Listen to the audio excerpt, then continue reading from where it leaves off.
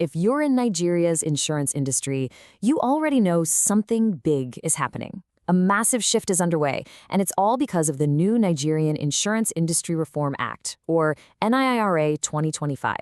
Now, this isn't just some small tweak to the rules. We're talking about a complete reinvention of the sector. For every insured out there, the clock is ticking, and it's ticking fast. Let's break down exactly what this means for you. You know, this quote right here, it really nails the why behind all of this. This isn't just about creating more rules for the sake of it. The whole point is to build a much stronger, more resilient insurance industry in Nigeria, one that people can actually trust, and that's robust enough to back the country's economic growth. All right, so here's how we're going to tackle this. First, we'll dive into the single biggest change, which is a whole new way of looking at risk. Then we'll talk about that all-important deadline that you absolutely cannot miss. After that, we get practical. We'll walk through a step-by-step action plan, look at the hurdles you can expect, and finally, zoom out to see what this all means for the future of insurance in Nigeria. Okay, first things first, we have to understand the one concept that's driving this entire reform. It's a brand new philosophy for how insurance companies manage their capital. We're moving from a simple static system to something way more intelligent and dynamic. This slide really lays it out perfectly. Under the old system, it was basically a one-size-fits-all deal. Every insurer had the same fixed capital requirement. Didn't matter what kind of business they were writing. But now, with NIIRA 2025, that's all changing. The new system is much smarter. It custom fits the capital requirement to the specific risks that each company has on its books. So the key phrase you need to know is risk-based capital, or RBC. What does that mean in plain English? Well, if your company insures really complex, high-risk things, you're going to need to hold more capital. If you focus on lower-risk products, you'll need less. It's that simple. Your capital now has to directly mirror your appetite for risk. It's a huge leap forward. And listen, this whole new model isn't just a friendly suggestion. It's a hard rule with a deadline that is coming up way faster than you think, and it is absolutely not moving. So look at this timeline. The clock officially started back in July 2025, but the date that needs to be circled in red on everyone's calendar is July 2026. The regulators have been crystal clear on this one. That is the final cutoff. There are not going to be any extensions. And this chart just shows you the sheer scale of what we're talking about. I mean, look at these numbers. 10 billion NIIRA for life insurance, 15 for non-life, all the way up to a massive 35 billion for reinsurance. These are huge jumps. And remember, this is just the minimum starting point. That risk-based capital model could demand even more, depending on your company's unique risk profile. You know, the stakes here really couldn't be any higher. For any company that can't meet these new requirements by that July 2026 deadline, the choices are pretty grim. This isn't about getting a small fine. It means you're looking at liquidation, being forced into a merger or an acquisition.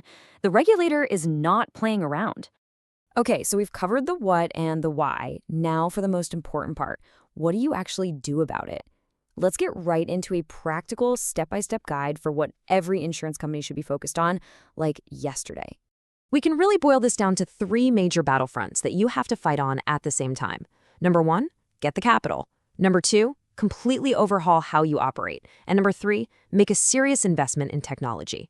Let's break down each one. First and foremost, you've got to follow the money. If you don't have a solid recapitalization strategy in place right now, you are behind. You need to be looking at everything. Are you bringing in new investors? Is a merger with another company the smart play? Or do you need to prepare for an acquisition? And here's a key detail. You have to get 10% of that new minimum capital deposited with the CBN, just to show that you're on the right track. All right, next up, these operations. This is about way more than just cash. It's about your core processes. The new law is incredibly strict. For instance, there's a new 30-day deemed approval for products, which means you better have a flawless system for tracking that. You also now have to deliver all policy documents before the coverage even begins. And your internal systems for filing reports with the regulator, they have to be perfect because the days of getting extra time to make corrections are over. And while we're talking about capital and systems, please do not forget your people. This is so important. NIIRA 2025 puts a huge new weight on getting accurate information, things like a customer's bank verification number and their national ID number. And get this, anything a customer tells your agent is now legally the same as them telling your company directly. That means you absolutely have to implement mandatory, in-depth training for all your agents. It's no longer just good practice, it's a massive compliance issue. And the final piece of this whole puzzle is technology. The industry is going digital and the law is catching up fast. So this means you have to invest in some serious IT infrastructure and cybersecurity. You've got to get your systems ready to link up with national databases like the one for the National Identity Management Commission.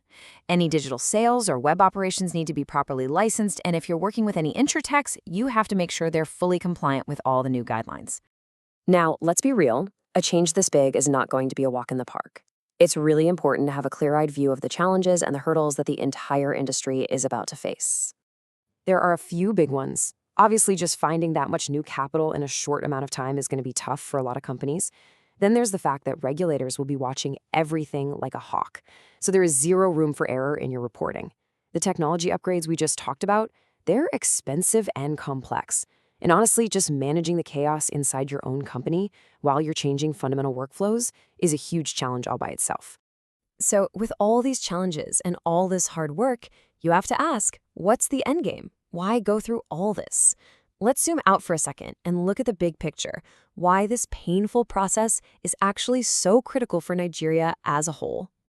I mean, this quote just says it all, doesn't it? The whole vision is to take the Nigerian insurance industry from being seen as kind of fragile to being a true pillar of the economy, one that's strong, transparent, and has the financial muscle to take on the biggest and most important risks the country faces. And think about what that actually means. A stronger industry can write bigger policies, which keeps more of that money and risk right here in Nigeria instead of shipping it overseas. It means the public and global investors will have way more confidence in the sector. It makes Nigeria's market a much bigger player across the continent. And, maybe most importantly, it gives the industry the power to ensure the huge infrastructure projects that the country needs to build. So, it all comes down to this one simple, powerful question. The choice for every single insurance company in Nigeria right now is just incredibly stark. Adopt to this new world of higher capital, smarter operations, and better technology, or disappear. The decisions made in the coming months won't just decide who survives. They're going to define the future of the entire Nigerian insurance industry for years to come.